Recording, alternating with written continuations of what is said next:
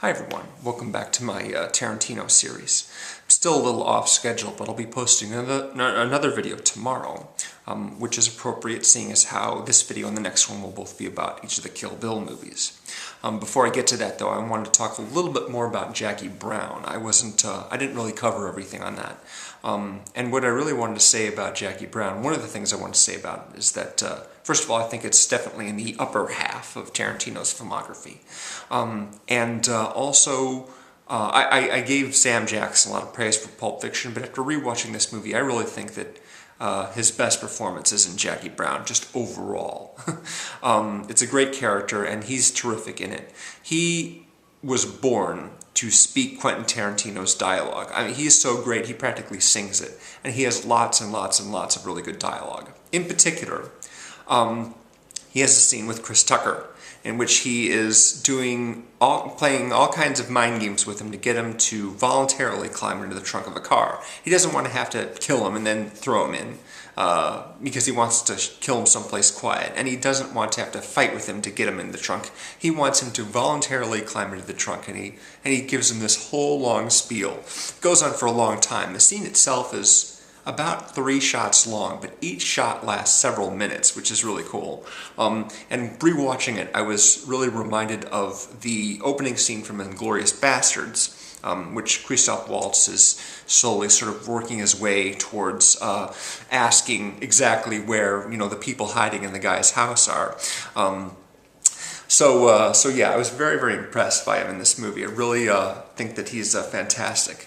Most of the actors are really good in the movie, but Sam Jackson really stands out to me. And Chris Tucker is really good in this movie as well. This came out about 6 months after The Fifth Element, and he was so annoying in that movie. And he was very, very well utilized in Jackie Brown. So kudos to that.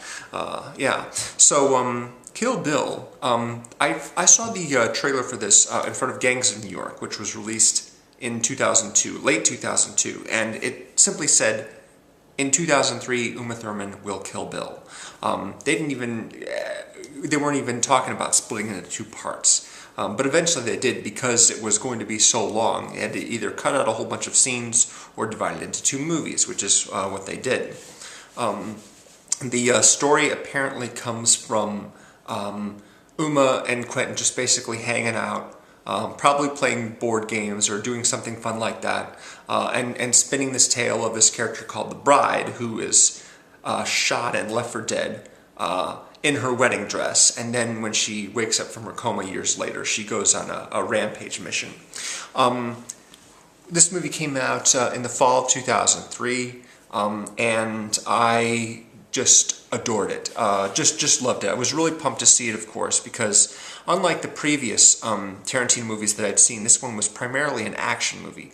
There's plenty of dialogue in Kill Bill, but there's so much more action and fighting and stuff and set pieces like that than there have been in any other Tarantino movies. There's a very, very clear divide between his first 3 movies and the movies he's made since then, because most of them were shot by Robert Richardson, whereas his first 3 movies were filmed by a guy named Andrei Sekula, I believe that's how you pronounce his name. And there's a lot of sort of, it's very sort of sparse as far as the photography goes, the lighting, what have you, whereas Robert Richardson does a lot of really fancy stuff with his lighting, in the multiple formats and what have you. Anyway, Kill Bill is divided into, chapters, and sometimes they're out of order, and there's just an extreme amount of stylization in the movie. So right off the bat, you have something different going on here, because practically the very first thing that happens is Uma Thurman rings the doorbell of someone and immediately gets into this vicious fight that smashes every piece of furniture in the house. Yeah, I just was crazy about this movie when I saw it. I had such a great time with it. I do like my own little top 10 list every single year. Most of the time I really don't share it with people. It's just for myself, really. Each of Quentin's movies prior to this had made my top 5. I think Reservoir Dogs was number 3, and Pulp Fiction was like number 2, and Jackie Brown was, 4 or 5 in '97. Ranked it below Starship Troopers, actually. Starship Troopers was my favorite movie that year. But Kill Bill Volume 1 was the first movie that I actually put at #1 for the year. And that's partly due to the fact that a lot of the big movies that came out were kind of disappointing. For example, Mystic River and the third Lord of the Rings movies, I wasn't really big on them. I saw, of course, a lot that I liked, but Kill Bill was the most amount of fun. And it was just something that didn't seem to have any sort of, it wasn't like there was some sort of big message behind it. It was just like this straight out revenge flick with lots of fighting and lots of stylization, just lots of cool stuff happening, scene after scene after scene. You've got the animated segment, which talks about the origin of Oren Ishii, that's the Lucy Liu character, and talk about another great performance in a Tarantino movie. I love Lucy Liu in this movie. She's fantastic. You've got several long Steadicam extended shots, particularly one in the House of Blue Leaves. I rewatched the movie about a year ago with a friend of mine who had never seen it before. And I noticed there's a scene in which Uma Thurman is basically hiding behind a door for a guy to come in, and then she's going to hit him with a blade as soon as he walks in. But what happens is she's crouched down low, and the camera starts high on this guy who walks in the room, and slowly moves down to where she is. And there's a sort of a strobe effect to the shot because they added extra frames, so they slow it down a little bit. Not smooth slow motion, but the kind of post-production slow motion where it's a little stuttery. And there's this particular piece of music that plays. And I'm thinking back to the Daryl Hannah scene, which she walks into the hospital whistling that particular tune, which is a direct reference to a trailer, a Brian De Palma trailer from decades ago. And so I'm thinking to myself, watching this camera move done this particular way, with this particular piece of music, and I'm thinking, this is probably a direct reference or an homage to something very particular, isn't it? I couldn't tell you what it is, because Quentin knows way more about these vintage exploitation movies than I do, so I wouldn't know what it's referencing in particular, but it had to be something. The fight scenes are just crazy in this movie. Sonny Chiba, of course, is a martial arts star who was referred to very explicitly in True Romance. The characters are watching one of Sonny Chiba's movies, and he's in this movie. And then, of course, you've got James Parks, who appeared in the opening scene of From Dusk Till Dawn. That's another project Quentin did between Jackie Brown and Pulp Fiction, of course, From Dusk Till Dawn. He wrote the script and appeared in it, but Robert Rodriguez directed it. Anyway, I love James Parks. I just love the way he speaks, and he's got a scene early on in the movie. And he also plays another character in the second film, a different character. Yeah, so just high energy throughout the whole thing, just lots of really great music and just, some incredible looking locations and what have you. It's just the most visually dazzling of Tarantino's movies thus far. There's just so much to see and such a variety of characters and just great scene after great scene after great scene. And of course the fighting is unbelievable as well. Gordon Liu also plays two different parts, one in Volume 1 and one in Volume 2. And in Volume 1 he plays the head of the Crazy 88s. Those are the henchmen that Lucy Liu commands, basically. And they have that whole fight with Uma Thurman in the House of Blue Leaves, which goes on for, I think, about 15 minutes. If I can think of one thing that I don't really like about the movie, I think is one particular piece of music doesn't fit. And that is, after Uma Thurman finishes dealing with all the Crazy 88, she goes outside the restaurant to this courtyard where it's snowing. And Lucy Liu is waiting for her, and they're about to have a fight. And as they slowly approach each other, this kind of Spanish-style music starts coming up. I don't know if it's strictly speaking Spanish style, but it's a little more upbeat piece with a lot of trumpets going, and they're just slowly sort of creeping towards each other, and it never just sort of fit for me. I thought that the tone of the music was wrong, didn't really fit the scene. But that ends pretty quickly once they start fighting. So it's a small issue basically with the choice of music there. Otherwise, it's a fantastic movie.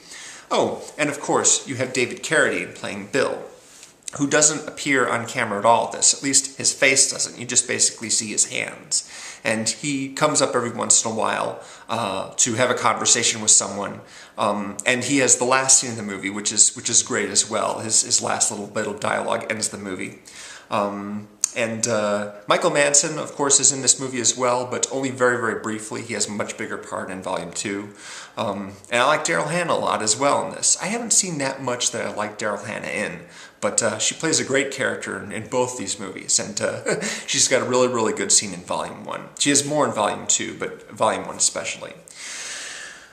Yeah, just all in all, just really, really fun stuff. You know, exciting, visually stylish. Yeah, it's a winner. It's a real big winner, and probably ranks really, really high in the Tarantino filmography for me.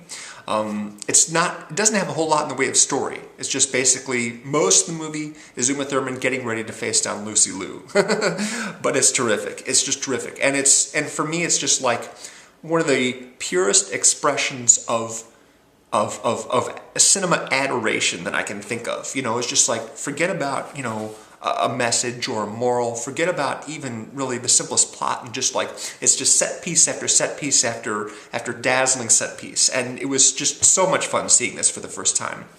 One thing I wanted to mention about the first time I saw this movie that I just can't explain, and that is, there's a scene in which, while I was watching the movie, the film started to seem to go a little bad. Something was wrong with the print. There was like this problem with the coloring. This coloring would fade up, and then the sound dropped out. Basically, the soundtrack went quiet for a few seconds. I thought, uh-oh, we got a problem with the print here. But then I went, oh, wait a second. This is on purpose, isn't it? Now, I can't prove that this happened because it's only happened the one time. But the scene, basically, where this happened is one where Lucy Liu is talking with all the other Yakuza heads around the dinner table, or they're having drinks, celebrating, what have you. And all the dialogue is in Japanese, and it's subtitled. So although the sound dropped out and the soundtrack went completely quiet for a few seconds, you could still understand what everyone was saying because the subtitles are on. I'm thinking to myself, oh my goodness, Tarantino did this on purpose. And I burst out laughing when I think this, and no one else in the theater is laughing. They think that it's an actual problem with the print. It turns out it might actually be a problem with the print because I went back to see the same theater later, and the print was fine. And it isn't like that on the DVD. You know, I mean, you'd think that if they added those scratches and flaws in like they did on Grindhouse, that it would be on every version of the movie, but it was only on that one print. But it's just so strange to think that that problem with the prints, with the soundtrack and the picture happened during that one scene in which you didn't actually need to hear what everyone was saying because you had the subtitles there. Not to mention the fact that the dropout occurred between two very important pieces of dialogue and during a time in which everyone was sort of just basically yelling at each other, repeating a bunch of lines. I don't understand why that happened. You know, it was just a flaw, I guess, but it happened at the exact correct moment, and it just made me enjoy the movie even more. I kind of wish that there was a version of the movie on DVD that actually had that problem in there because it just worked perfectly. I don't get it. Anyway, that's all I've got to say right now on Volume 1. I'm going to talk about Volume 2 tomorrow. And if you haven't subscribed to the collab channel, I'm on the Movie Reviewers 100, please do so because this week is Star Wars. Everyone's doing a video on a Star Wars movie, and we've had some great videos so far. So I hope you'll tune in for them. I'll be posting mine on Thursday as well. So thanks very much for watching, and I'll see you next time very soon with Kill Bill Volume 2. Later.